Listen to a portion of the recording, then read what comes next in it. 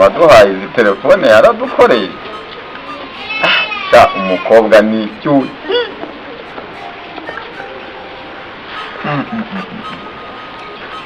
Mbega nawe yaribwa pe mama.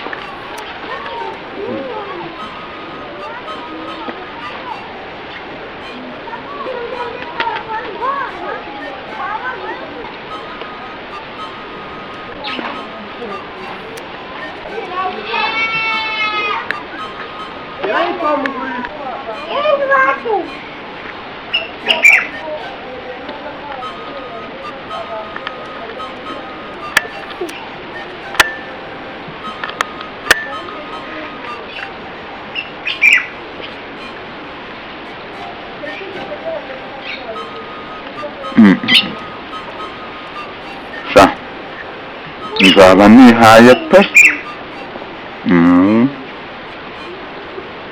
Ahubwo se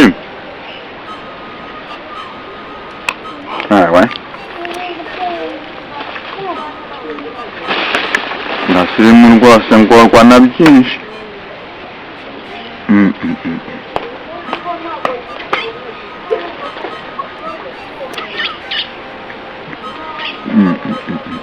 Ntabwo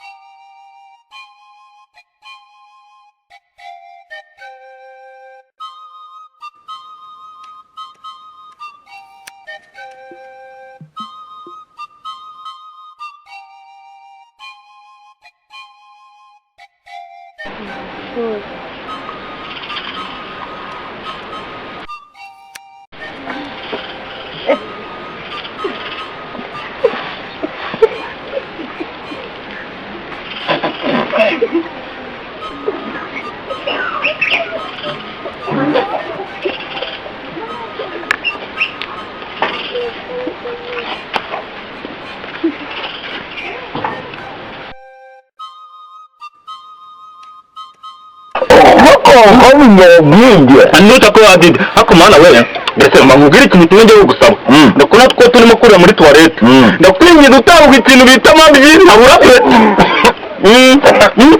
amana aya ndetse mbangubiri kubera iki uri mukuru ninjye wabyibye ndetse nyuma wabyibye sinjyaza nyigitete mukabyiba kandi umukobwa uravuga ibintu umuntu oya ndetse nago nabyo reka mubwire ndamubwire sibyo twumvikane reka mbirye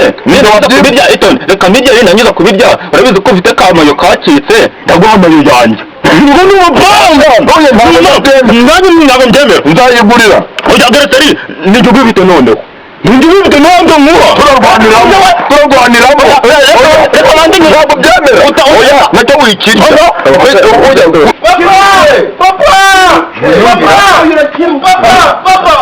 oya ntabwo nakwemerera gikuramo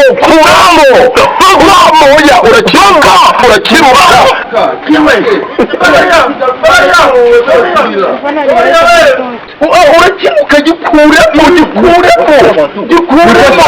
gikuremo narababwiye muzahora abundi ariko ujya wenyine mumegitaka kwabyibanye mumegitaka ntasonisha zakwice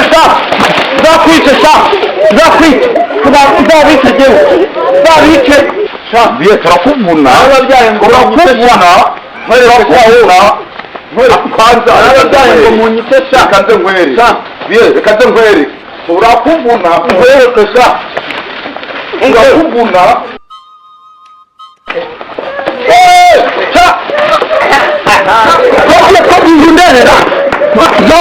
muvundebera narababyaye ngo munyite sha rahira sha urankite sha murankite sha iki ni igiti banjugunye ubundi